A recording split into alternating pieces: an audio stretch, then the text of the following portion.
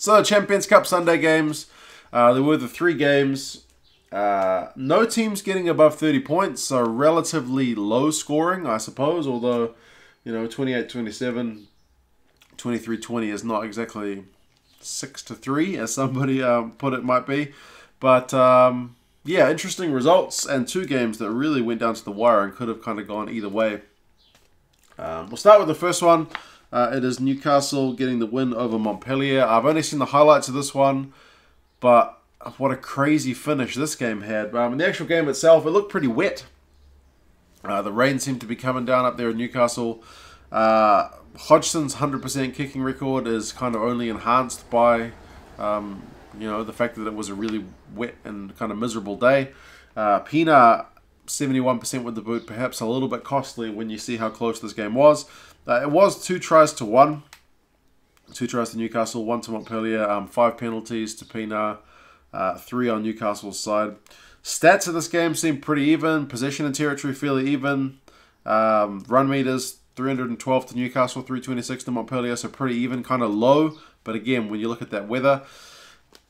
But the key stats that stick out for me is the fact that it was a really defensively orientated game according to the numbers. Again, I haven't seen the whole game, but Newcastle tackling at 95%, Montpellier, the lesser of the two, at 90%. So both sides really impressive defensively. I mean, for Newcastle, Young made 19 tackles, Wilson made 18. For Montpellier, Picamoles made 24, Liebenberg made 20. So a lot of guys making a lot of crunching tackles. I mean, the most defenders beaten by any one player was 4, which is not, that was Tate and Ngandabe. So not huge numbers with the ball, but defensively, solid stats. Newcastle had a flying start to the game. I mean, Green, the second rower, had a line break, which was just a thing of beauty. And that led to a try. So it was 10-0 to Newcastle early, but the penalty started to mount. 10-3, 10-6, 13-6. So Newcastle ahead again, but then 16-6, 16-9, 16-12. So Montpellier kind of always edging closer to Newcastle. And then when they got that try to Willemse, the lead changed for the first time. It was 17-16. Pina missed the conversion. Penalty took it out to 20-16. Newcastle, despite getting a yellow card in, I think it was the 73rd minute, managed to go, I think it was 39 phases, and about 8 minutes past 80 minutes, so 88 minutes, and managed to score a try to take the game right at the end. I mean, that in that weather, that takes a heck of an effort, and it's very impressive from them to do that. I couldn't believe it when I first read the stats of the game and I saw there was a try in the 88th minute. So yeah, I mean, kudos to Newcastle. I really hope they can take this form back into the Premiership. They've got a really sweet jersey. They've gotten 2 big results in the last couple of weeks. Very close games. They've not given up.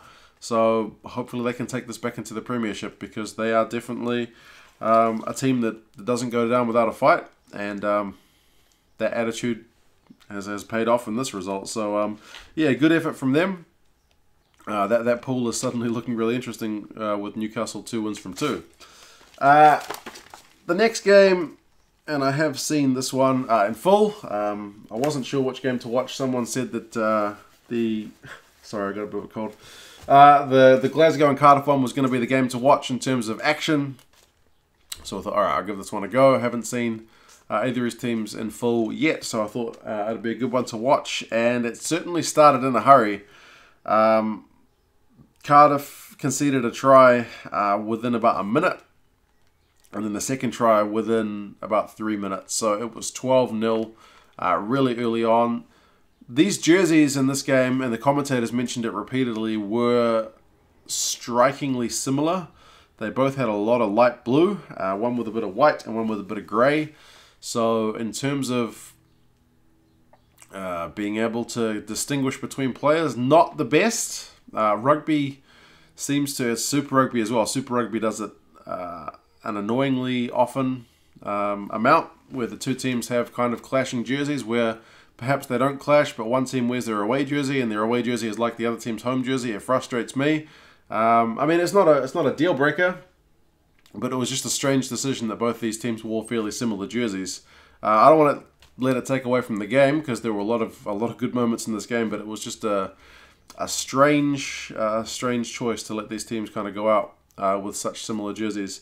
But yeah, 2 early tries from Glasgow. It was impressive stuff. But then Cardiff started to come into the game, but just couldn't. Like last week when they had opportunities, they were clinical and took them. But this week it was like handling errors or turnovers or lineouts that would let them down. It wasn't quite happening for Cardiff. It wasn't like they didn't have their chances. They just weren't able to convert them. Interestingly, they were often kicking for touch instead of kicking for the poles. Apparently there was a bit of wind, so perhaps that's a factor, but also the mindset of the team, wanting to go for tries.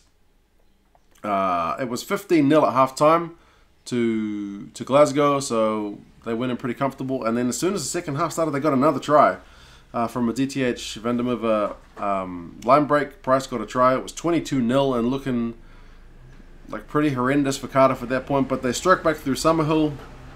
Evans had a little kick through, made it 22-5. Anscombe couldn't convert. Gray got a try on the counter from a kick through, 29-5. Summerhill got another try, made it 29-12, and that was the way it finished. But yeah, there were definitely good moments in the game. I mean, Hastings had a really impressive game. Anscombe had a lot of run meters again. He's prone to do that, but just those passes that he was getting off couldn't quite stick this week. DTH Van der Merwe, 91 run meters, 2 clean breaks, 4 defenders beaten, a try and a try assist. He had a very good evening. Gray had 20 out of 20 tackles and a try, so big shift from him. When you look at the stats, Cardiff had more run meters by about 686 to 569. Had more possession, more territory. Tackling percentages were both in the low 80s, 82 and 84. Key point though, line-out percentage for Cardiff was only 77, whereas Glasgow were at 100%, so very safe under the line-out ball. Penalties conceded 8 apiece. But yeah, a bit of a smash and grab at times, because Glasgow, when they had their chances, they took them, and they were clinical. It's kind of reminiscent of last week, but for Cardiff, it's the other way around. I mean, there's definitely enough there to look forward to for their next game, but they'll overall be pretty disappointed with the way they let in tries early in the first and then early in the second half. So it is their first loss for Cardiff. Obviously, it's not the end of the world, but they don't come away with any points. For Glasgow, Dave Rennie said it was a must-win, and he got the win he was after. The last one saw Toulouse against Leinster. Yeah, 28 points to 27. What a close game. Tries to Medard, who got 2, and Guitome for Toulouse. O'Brien, Ryan, and Cronin for Leinster.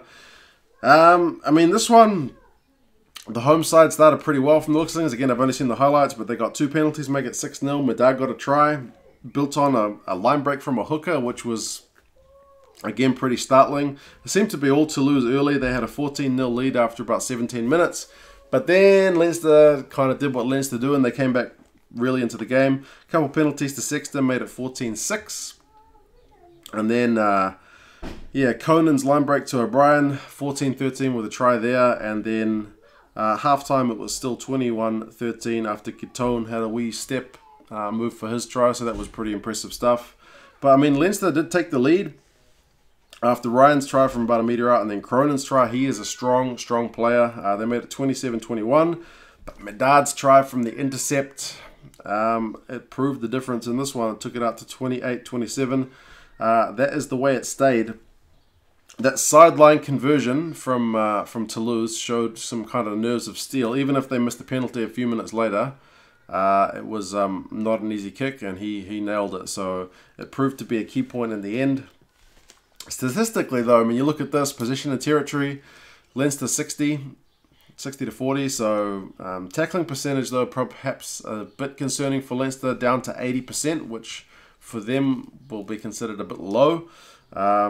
Toulouse were at 86, but they had to make about 50 more tackles, 153 to Leinster's 100. I guess that goes with Leinster having most of the ball.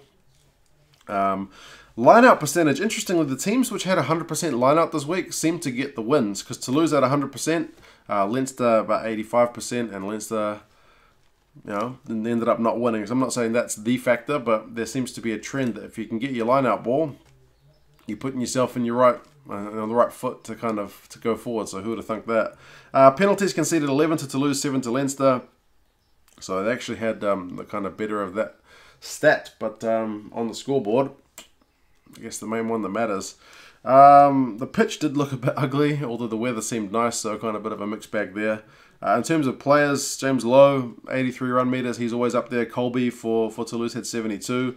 Alstat for Toulouse had 21 tackles, although he did miss 4.